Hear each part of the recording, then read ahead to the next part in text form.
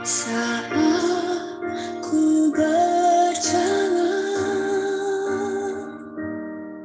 kasih-Mu menerangi langkahku.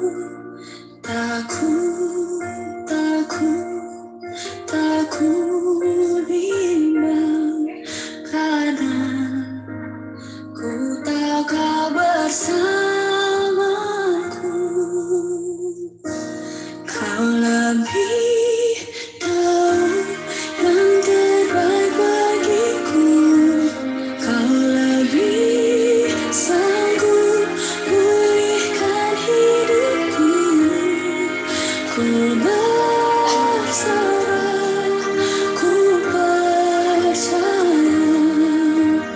hanya Yesus penolong yang setia.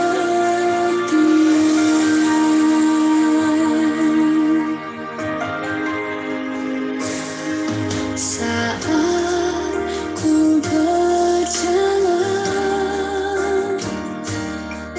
kasih-Mu menerangi langkahku. Tak ku bimbang, karena ku tahu Kau bersamaku. Kau lebih tahu yang terbaik bagiku. Kau lebih sanggup pulihkan hidupku. Ku berserah, ku percaya, hanya Yesus penolong yang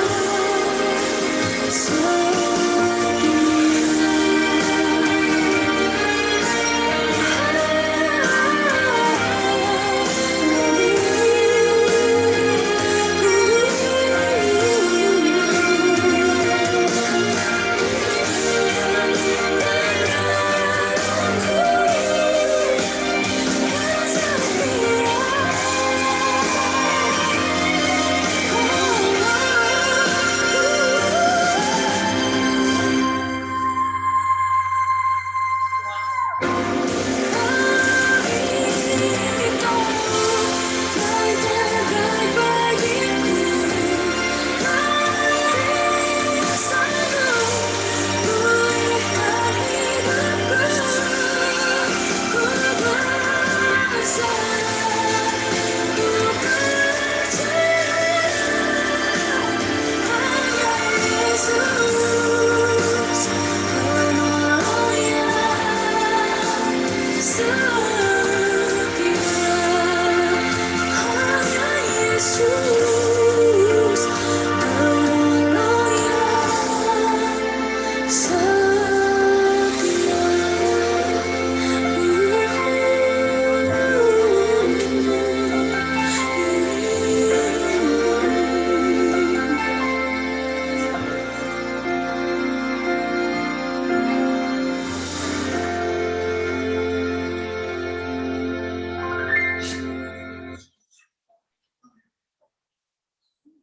Amin. Terima kasih, Lloyd.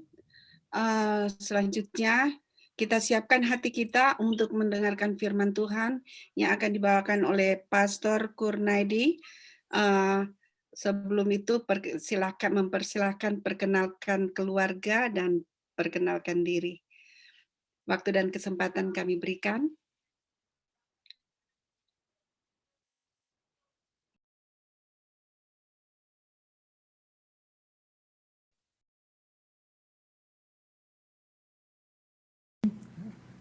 Selamat malam dan selamat pagi Bapak Ibu semuanya. Segala puji syukur tentu kita haturkan kehadirat Tuhan yang pertama-tama.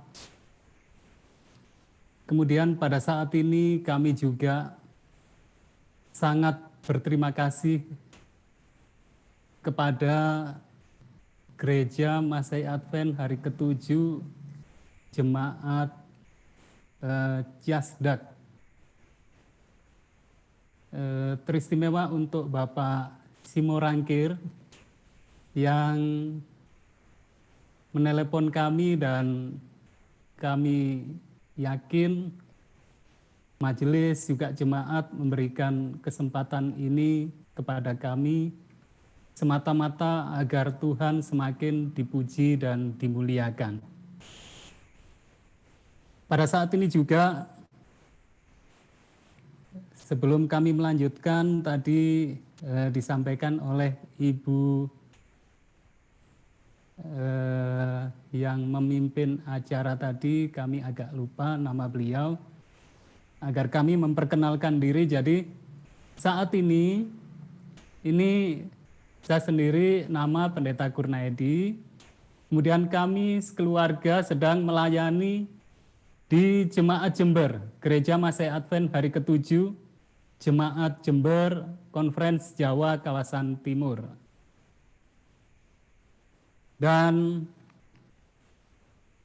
bisa dikatakan kami ini sangat berterima kasih dan merupakan satu kehormatan tersendiri atas kepercayaan yang diberikan kepada kami, sehingga kami boleh untuk menyampaikan renungan kepada Bapak Ibu semuanya, dan ini kesempatan yang sangat istimewa bagi kami. Dan kiranya apa yang kami sampaikan ini berkenan bagi Bapak Ibu semuanya, dan terlebih menjadi pujian serta kemuliaan bagi Tuhan. Kami juga sangat berterima kasih tadi atas informasi atau laporan yang disampaikan oleh Bapak Victor Tampu Bolon dari ARC. Ini sangat memotivasi kami bagaimana untuk peduli ke orang-orang yang sedang mengalami hal yang kurang baik. Kemudian juga tak lupa kami sangat bersuka cita untuk menyampaikan selamat ulang tahun pernikahan untuk Bapak Simorangkir bersama dengan Ibu. Juga untuk keluarga tentunya, selamat ulang tahun pernikahan Pak Simorangkir. Kami bahasa Inggris mungkin nanti agak, orang Jawa bilang agak berebet, jadi kami bahasa Indonesia saja. Kemudian juga untuk Bapak Simanjunta yang berulang tahun pada saat ini. Selamat ulang tahun untuk Bapak Simanjunta. Juga untuk Ibu Mega, ucapan syukur pernikahan. Ya. Terima kasih untuk ucapan ulang tahunnya untuk saya. Terima kasih. Kembali kasih Bapak Simanjunta. Juga untuk Ibu Mega yang bersyukur untuk pernikahan anak beliau yang sudah berjalan dengan baik. Dan ucapan dari kami ini kiranya juga menjadi doa yang semakin menjadikan semua umat Tuhan untuk berkelimpahan berkat dari Tuhan, dan untuk selanjutnya digunakan oleh Tuhan menjadi saluran berkat bagi sesama kita.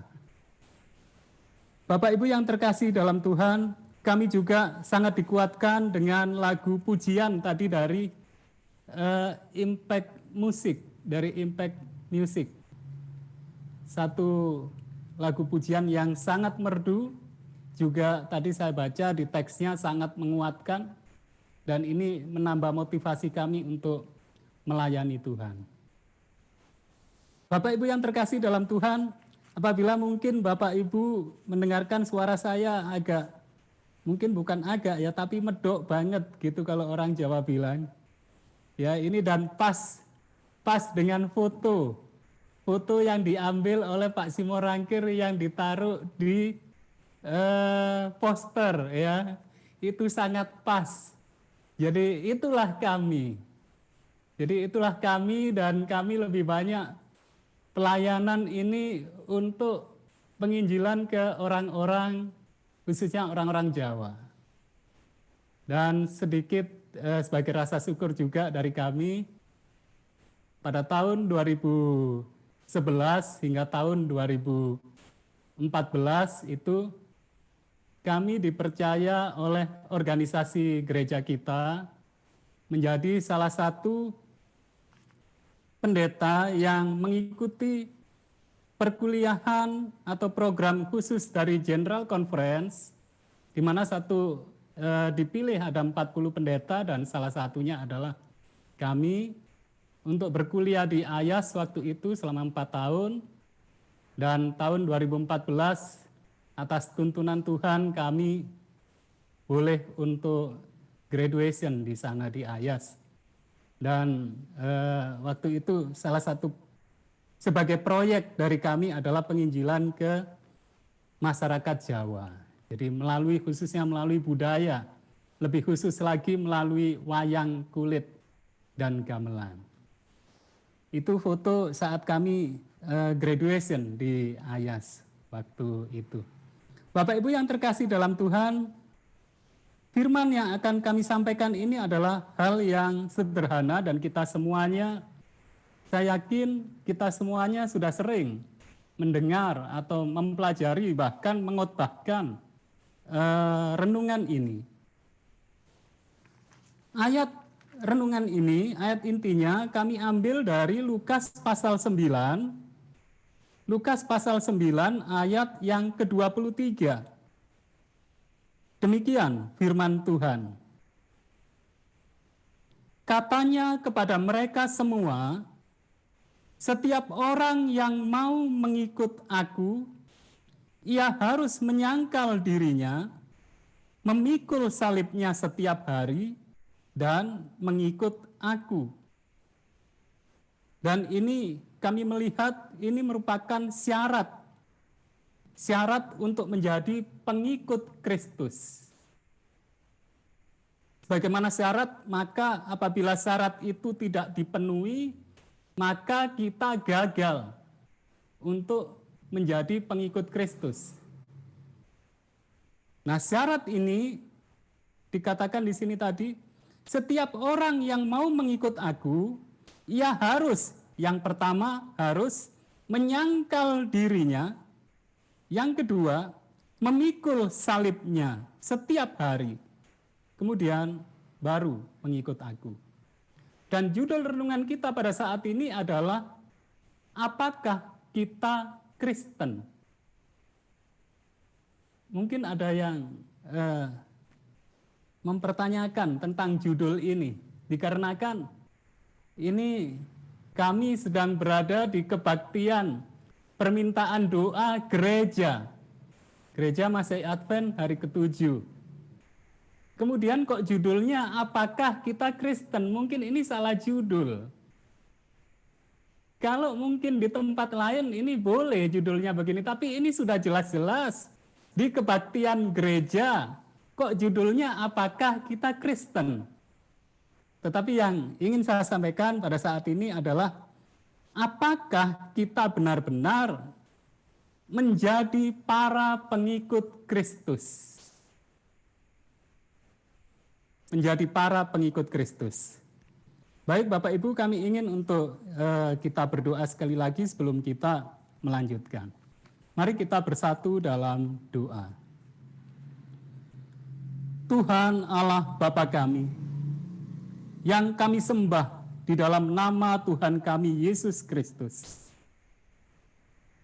Pada saat ini Tuhan, kami rindu Tuhan yang berkarya atas kami.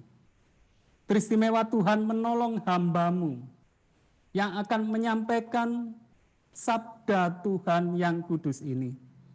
Juga kami semuanya, sehingga kami semuanya semakin hidup sesuai, selaras dengan kehendak Tuhan. Sehingga saat Kristus datang yang kedua kali nanti, kami semuanya benar-benar sebagai para hamba yang baik dan setia, sehingga kami semuanya benar-benar siap, benar-benar layak untuk menerima karunia yang Tuhan sudah sediakan bagi kami.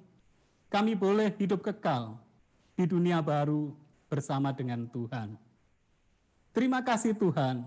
Tuhan telah menyempurnakan dan menjawab doa kami yang kami persembahkan di dalam nama yang terindah, Tuhan kami Yesus Kristus, penebus dan juru selamat kami. Amin. Bapak Ibu yang terkasih dalam Tuhan, sebagaimana tadi kita berdoa, ini yang terutama kalau kami menyampaikan renungan ini, yang terutama renungan ini kami tujukan ke saya pribadi. Ke saya pribadi, apakah saya benar-benar bisa menjadi pengikut Kristus? Jangan sampai saya yang memiliki gelar pendeta, lulus S2 di IAS dengan gelar, kemudian nanti saat Kristus datang yang kedua kali, saya ternyata bukan sebagai hamba yang setia, tetapi jangan-jangan Tuhan tidak mengenal saya. Kemudian satu kalimat yang mengerikan itu tertuju ke salah satunya ke diri saya. Aku tidak mengenal kamu, enyahlah kamu pembuat kejahatan. Ini sangat mengerikan apabila hal itu terjadi. Dan sekali lagi ini lebih banyak kami tujukan ke diri saya secara pribadi. Bapak Ibu yang terkasih dalam Tuhan, untuk hal ini, maka yang pertama, mari kita membuka Alkitab kita di Yohanes pasal yang keempat, Injil Yohanes pasal yang keempat, di mana di sini mulai dari ayat yang ke-46 sampai ayat yang ke-54, ini mengenai satu judul yaitu Yesus menyembuhkan anak pegawai istana. Kita akan baca ayat yang ke-46. Maka Yesus kembali lagi ke Kana di Galilea, di mana ia membuat air menjadi anggur. Dan di Kapernaum ada seorang pegawai istana, anaknya sedang sakit.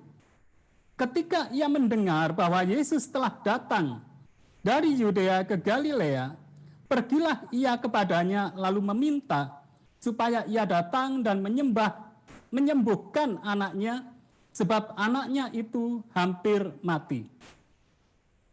Yang ingin saya sampaikan di sini, seorang pegawai istana ini, dia disebutkan di dalam Bible Commentary, jilid yang keempat, di mana di sini ada di samping saya. Untuk lebih baiknya mungkin bisa saya baca. Di Bible Commentary ini, bahwa pegawai istana ini adalah seorang kurir dari Herodes Antipas. Dan dia ini adalah seorang Yahudi yang besar kemungkinannya dia adalah seorang Herodian.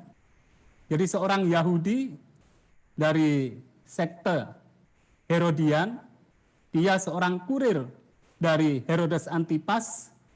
Kemudian di Lukas pasal 8 ayat yang ketiga, ini dia disebutkan dengan nama Kusa.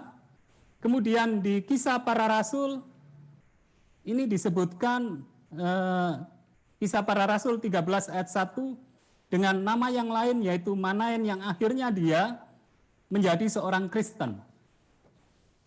Jadi di sini di Yohanes pasal yang keempat, pegawai istana seorang Yahudi ini, seorang Herodian ini meminta Yesus untuk datang ke rumahnya karena dikatakan anaknya sedang sakit dan hampir mati. Ayat yang ke-48, maka kata Yesus kepadanya, jika kamu tidak melihat tanda dan mujizat, kamu tidak percaya. Pegawai istana itu berkata kepadanya, "Tuhan, datanglah sebelum anakku mati." Kata Yesus kepadanya, "Pergilah, anakmu hidup." Orang itu percaya akan perkataan yang dikatakan Yesus kepadanya, lalu pergi. Nah, yang ingin saya sampaikan adalah sebagaimana yang dinyatakan di buku Kerinduan Segala Zaman, jilid 1, di pasal yang ke-32, di sini Yesus sangat menyayangkan sikap dari seorang Yahudi ini, bahkan seluruh bangsa itu, karena mereka ini sebenarnya belajar tentang Yesus. Mulai dari kecil, bahkan turun-temurun mereka belajar tentang Yesus. Tetapi mereka ini kurang paham, bahkan kurang yakin tentang Yesus ini siapa. Sehingga kemudian seorang Yahudi ini, seorang Herodian ini, ingin agar Yesus ini datang ke rumahnya. Kalau Yesus datang ke rumahnya, barulah anaknya ini bisa sembuh. Tetapi di sini Yesus tidak mau datang. Yesus katakan, "Pergi, pulang, anakmu sembuh. Nggak usah aku datang." Dan untungnya, puji Tuhan, waktu itu orang itu percaya dan singkat cerita anaknya sembuh. Kita tidak banyak membahas mengenai hal itu, karena kita akan lebih banyak membahas mengenai satu tokoh yang lain, yaitu yang tertulis di Matius pasal 8. Mari kita membuka Alkitab kita di Matius pasal yang ke-8. Di sini mengenai Yesus menyembuhkan hamba seorang perwira di Kapernaum. Kalau tadi di Yohanes pasal 4, Yesus berbicara, bertemu dengan seorang Yahudi, Herodian. Di sini Yesus bertemu dengan seorang perwira Kapernaum. Dia bukan orang Yahudi, dia bukan orang Israel, dia orang Roma. Namun di kisah ini sangat menarik. Di sini dikatakan, ketika Yesus masuk ke Kapernaum, datanglah seorang perwira mendapatkan dia dan memohon kepadanya, "Tuan, hambaku terbaring di rumah karena sakit lumpuh dan ia sangat menderita." Di Injil Lukas diterangkan mengenai bagaimana teknisnya.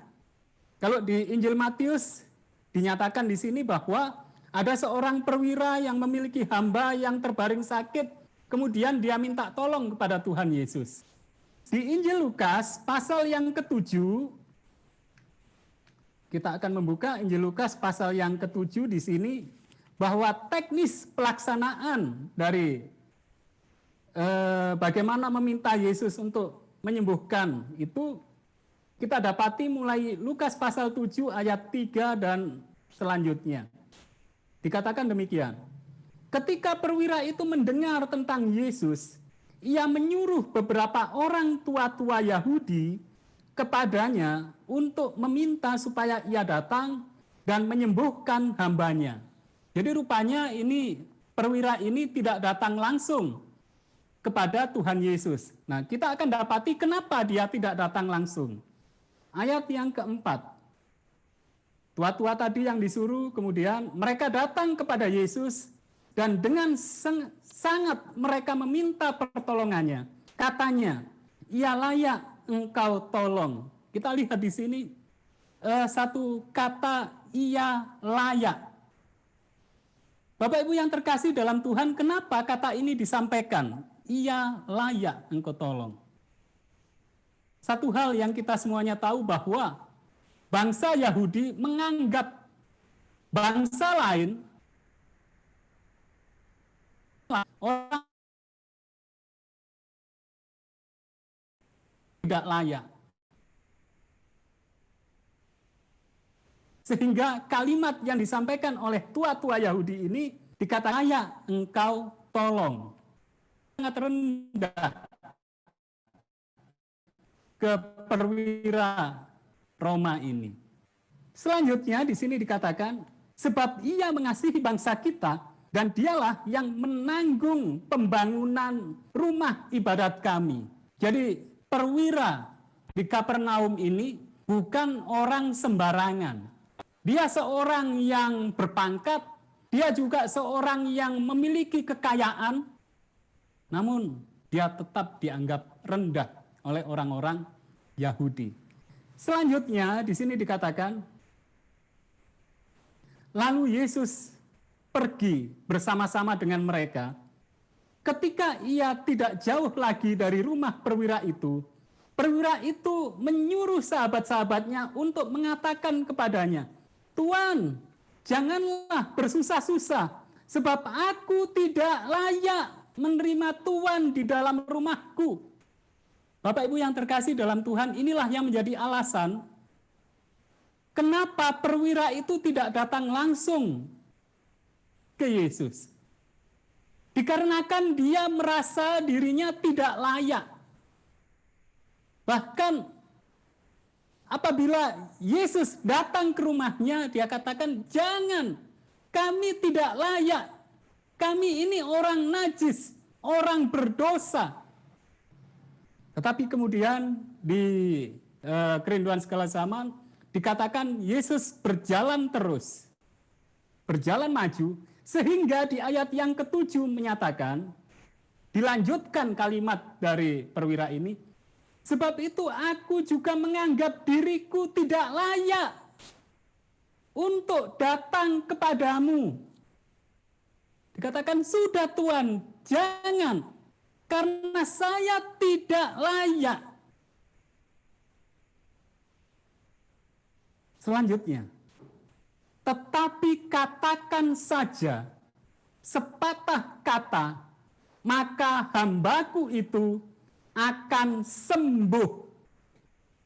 Bapak Ibu yang terkasih dalam Tuhan, ini sangat berbeda dengan orang Yahudi yang di Yohanes pasal 4, bahkan juga kepada orang-orang Yahudi yang setiap hari mengikut Yesus, bahkan juga kepada para tua-tua bangsa Yahudi.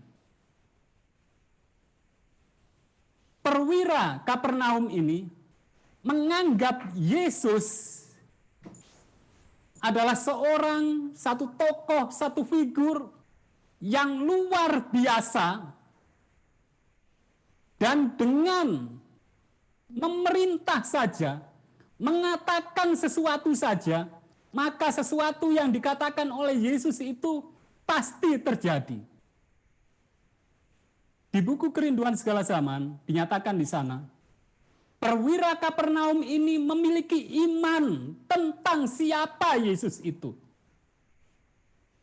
Dia seorang yang dari kecil, dia seorang Roma yang hidup dalam kehidupan yang sangat jauh bila dibandingkan dengan orang-orang Yahudi yang setiap saat mereka belajar firman Tuhan, setiap saat mereka mengetahui, belajar betul tentang siapa Yesus. Bahkan setiap saat mereka dekat dengan Yesus dalam secara fisik. Tetapi perwira Roma ini, perwira Kapernaum ini, meskipun dia tidak sedekat orang-orang Yahudi, orang-orang Israel, dia tidak sering belajar tentang kitab suci, tetapi dia memiliki iman. Dan iman yang kecil yang ada padanya itu benar-benar dipegang. Dan itu yang dihidupkan. Yang diimani adalah, tadi dari kalimat-kalimat yang dinyatakan di dalam Alkitab, yang pertama, dia ini orang berdosa. Dia ini orang yang tidak layak. Dia sadar bahwa dirinya adalah seorang perwira. Sehingga kalau kita membaca di ayat yang 8 di sini dinyatakan, "Sebab aku sendiri seorang bawahan, dan di bawahku," kita lihat di sini, dia menyatakan dirinya seorang bawahan, tapi dia punya bawahan. "Dan di bawahku ada pula prajurit. Jika aku berkata kepada salah seorang prajurit itu, 'Pergilah,' maka ia pergi. Dan pada seorang lagi datang, maka ia datang. Ataupun kepada hambaku, 'Kerjakanlah ini,' maka ia mengerjakannya." Dia sadar, dia punya kuasa. untuk memerintahkan prajurit-prajurit. Tetapi dia menganggap dia bukan siapa-siapa. Yang ada padanya dia rasakan dia orang yang tidak layak. Bapak Ibu yang terkasih dalam Tuhan, tadi syarat mengikut Yesus, menyangkal diri. Menyangkal diri. Sangat berbeda dengan orang-orang Yahudi tadi yang mengatakan dia layak untuk ditolong.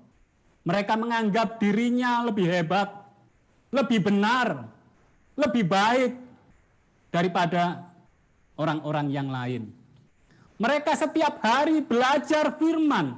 Mereka hidup dari kecil dalam kebenaran. Tetapi mereka tidak mengerti bagaimana seharusnya mereka bisa hidup di hadapan Tuhan. Mereka merasa diri mereka lebih benar, lebih hebat, lebih baik. Bisa dikatakan, syarat pertama untuk menyangkal diri, orang-orang Yahudi gagal. Sementara orang Roma ini, perwira Kapernaum ini, meskipun dia tidak hidup dalam lingkungan orang-orang percaya, dia tidak sesering membuka kitab suci sebagaimana orang-orang Yahudi, orang-orang Israel. Tetapi dia lolos dalam syarat yang pertama. Yang berikutnya kita bisa melihat di sini ayat yang ke-9. Setelah Yesus mendengar perkataan itu, ia heran akan dia. Dan sambil berpaling kepada orang banyak yang mengikuti dia, ia berkata, "Aku berkata kepadamu, iman sebesar ini tidak pernah aku jumpai, sekalipun di antara orang Israel." Bapak Ibu yang terkasih dalam Tuhan, di Injil Lukas di sini ada kata sesungguhnya. Kalau kita membaca di Lukas pasal yang ke-7. Bila di Matius, kita buka di Injil Matius, Matius pasal 8, ayat yang ke-10. Setelah Yesus mendengar hal itu, heranlah ia dan berkata kepada mereka yang mengikutinya, "Aku berkata kepadamu," di Injil Matius ada kata sesungguhnya, "sesungguhnya iman sebesar ini tidak pernah aku jumpai pada seorang pun di antara orang Israel." Nah, kata sesungguhnya ini dalam, tadi saya coba lihat, di bahasa aslinya di sana, bahasa Grekanya ada kata amin. Kata sesungguhnya di sana tertulisnya amin, yang artinya Yesus menegaskan dengan pasti bahwa iman yang seperti ini memang benar-benar belum pernah dijumpai Yesus. Sekalipun pada orang Israel, orang-orang Yahudi yang setiap hari belajar firman Tuhan. Sehingga kemudian ayat yang ke-11 dan 12. "Aku berkata kepadamu, banyak orang akan datang dari timur dan barat dan duduk makan bersama-sama dengan Abraham, Ishak, dan Yakub di dalam kerajaan surga. Sedangkan anak-anak kerajaan itu," tentu dalam hal ini dimaksudkan ke bangsa Yahudi dan bangsa Israel, "akan dicampakkan ke dalam kegelapan yang paling gelap. Di sanalah akan terdapat ratap dan kertak gigi." Bapak Ibu yang terkasih dalam Tuhan, rupanya untuk menjadi pengikut Kristus tidak cukup hanya kita dilahirkan di kalangan yang lebih diuntungkan, yaitu di kalangan keluarga umat Tuhan yang sudah percaya tentang Yesus sejak kecil kita belajar kebenaran. Tidak juga cukup untuk kita setiap hari belajar Alkitab. Tentu semua itu hal-hal yang baik. Tetapi tidak cukup sampai di situ. Syarat tadi menjadi pengikut Tuhan, menyangkal diri, memikul salib setiap hari baru mengikut. Dalam hal ini bukan satu hal yang main-main di sini dikatakan, dikarenakan ini memiliki satu dampak kepada kehidupan yang kekal atau kebinasaan kekal. Sementara anak-anak kerajaan bangsa Yahudi yang dimaksud di sini, ini akan dicampakkan ke dalam kegelapan yang paling gelap. Di sana akan ada ratap dan kertak gigi. Di sisi yang lain banyak orang akan datang dari timur dan barat dan duduk makan bersama-sama dengan Abraham, Ishak, dan Yakub di dalam kerajaan surga. Tema ini juga yang selalu diulang-ulang di Perjanjian Lama. Diulang-ulang bahwa segala bangsa ada saatnya akan datang kepada Tuhan. Dan itulah juga sebabnya di Pekabaran 3 Malaikat, juga di buku Matius dinyatakan bahwa Injil Kerajaan ini akan menjadi kesaksian bagi segala bangsa, suku, bahasa, dan kaum. Kalau kita membaca di Wahyu pasal yang ke-14, artinya adalah keselamatan menjadi milik segala bangsa, tapi dengan syarat. Apakah saat kita menjalani kehidupan di dunia ini, kita memiliki satu sifat penyangkalan diri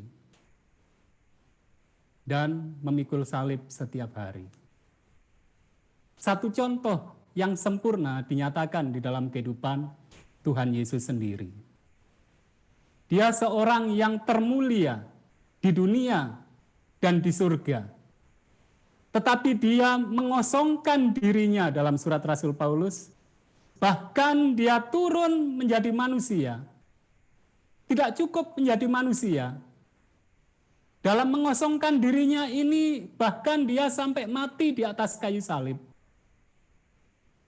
Dan saat dia menjalani sebelum kematian di atas kayu salib, bukan saja langsung mati, tetapi dia segala macam cercaan, hinaan, hujatan, itu yang dia rasakan.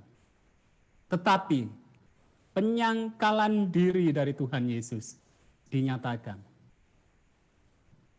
Dia bisa saja pada waktu itu turun dari kayu salib dan memusnahkan semua orang yang memusuhi dia pada waktu itu. Tetapi disinilah penyangkalan diri dinyatakan. Dia tidak mau melakukan apa yang seharusnya memang dia bisa lakukan untuk kepentingan dirinya. Apabila saat itu Yesus, roh mementingkan diri itu ada sebersit saja, maka semuanya itu akan dilenyapkan. Namun, apabila hal itu sebersit saja ada, maka keselamatan tidak akan pernah terlaksana. Penyangkalan diri Yesus, dia lebih memilih untuk menjalani hal yang seharusnya tidak dia terima, meskipun hal itu menyakitkan, demi kebaikan, demi keselamatan orang lain. Sekali lagi ini lebih ditujukan kepada diri saya pribadi. Apakah saat saya mengikut Tuhan Yesus dalam menjalani kehidupan saya, apabila ada orang yang menyinggung hati saya, atau bahkan mungkin merendahkan saya, atau menghujat saya, memfitnah saya, atau apapun itu, bahkan mungkin mencabut nyawa saya. Apabila itu dilakukan, apakah saya, roh penyangkalan diri itu gagal? Atau saya akan tetap berdiri teguh? Saya harus tetap melakukan kebenaran apapun yang terjadi. Jangan sampai kemudian tindakan saya ini justru mencelakai orang lain, merugikan orang lain, atau membuat sakit hati, atau merendahkan orang lain. Atau mungkin kata-kata saya ini bukan menjadi berkat, tetapi justru menjadi hal yang tidak baik ke orang lain. Bahkan pikiran saya, apakah saya memikirkan untuk kebaikan, untuk keselamatan orang lain, untuk kemuliaan Tuhan saya, atau untuk kepentingan diri saya pribadi? Bapak Ibu yang terkasih dalam Tuhan, biarlah renungan yang sederhana ini boleh berkenan bagi kita semua. Dan ketika kita masih diberi kesempatan oleh Tuhan, kita boleh untuk berbenah. Saya tidak katakan Bapak Ibu perlu berbenah, tetapi biarlah hari besok lebih baik dari hari ini. Dan sekali lagi ini lebih banyak saya tujukan pada diri saya sendiri. Semoga Kurnaedi yang besok lebih baik dari Kurnaedi yang sekarang. Dan Kurnaedi saat nanti Tuhan datang yang kedua kali, Kurnaedi sebagai orang yang rendah hati, orang yang menyangkal diri, dan orang yang selalu memuliakan Tuhan dan menjadi berkat bagi sesamanya. Saya sampaikan dalam nama Tuhan Yesus, Tuhan memberkati kita semuanya. Mohon maaf apabila ada hal yang tidak berkenan, karena mungkin ini Bapak Lloyd enggak tahu ini mungkin kehilafan atau apa mengundang saya. Jadi inilah yang bisa saya sampaikan. Dan sekali lagi kiranya menjadi berkat untuk semuanya. Tuhan memberkati. Amin. Amin. Terima kasih Pastor Kurnaedi atas firman-Nya yang begitu menguatkan kita masing-masing. Baiklah, selanjutnya lagu penutup. Kami minta kesediaan Simpson Pangaribuan. Sudah siap Simpson untuk lagu tutupnya?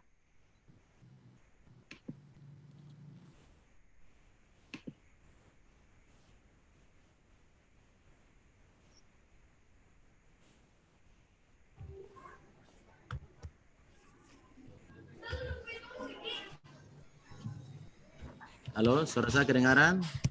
Siap, dipersilakan. Kedengaran nggak suara saya? Ya, kedengaran. Bagus. Kurang keras?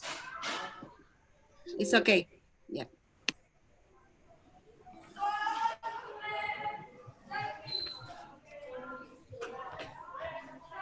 Terima kasih atas renungannya.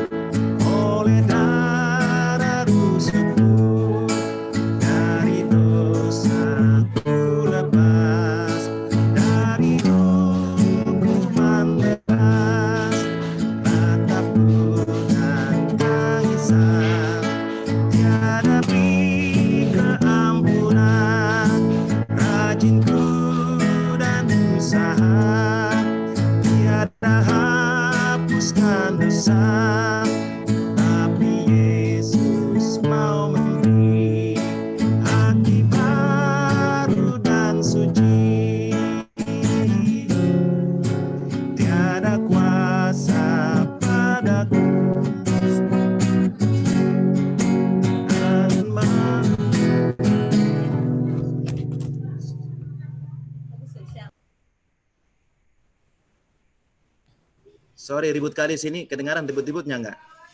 Enggak, it's okay.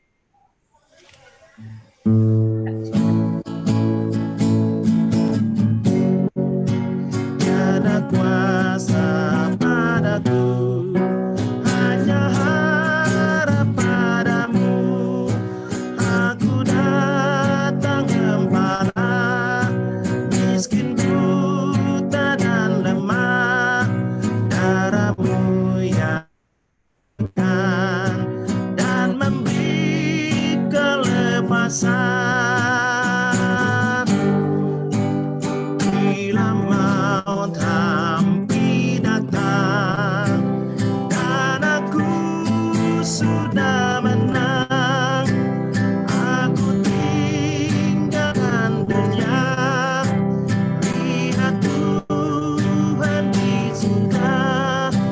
Padamu batu zaman, aku perlindungan.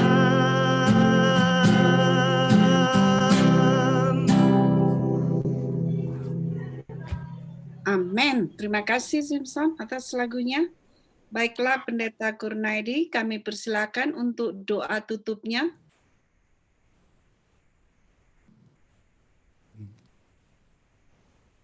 Mari kita bersatu dalam doa.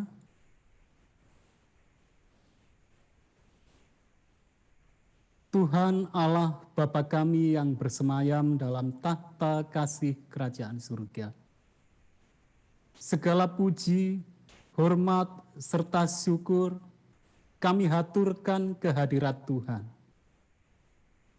Di mana Tuhan begitu sangat mengasihi kami, sehingga hari lepas hari selalu berlimpah berkat Tuhan bagi kami, dan teristimewa Tuhan tetap berkenan untuk mengingatkan kami. Dan kami yakin Roh Kudus ada bersama dengan kami untuk siap menolong kami, agar kami hari lepas hari boleh berbenah. Tolong kami Tuhan kiranya, selagi kami masih memiliki kesempatan untuk berbenah, kami dapat semakin sesuai dengan kehendak Tuhan. Kami juga berdoa Tuhan pada saat ini bagi jemaat Jasdat yang telah Tuhan gunakan untuk menjadi sarana, menjadi berkat bagi hamba-Mu, sehingga hamba-Mu boleh melayani pada kesempatan ini. Kiranya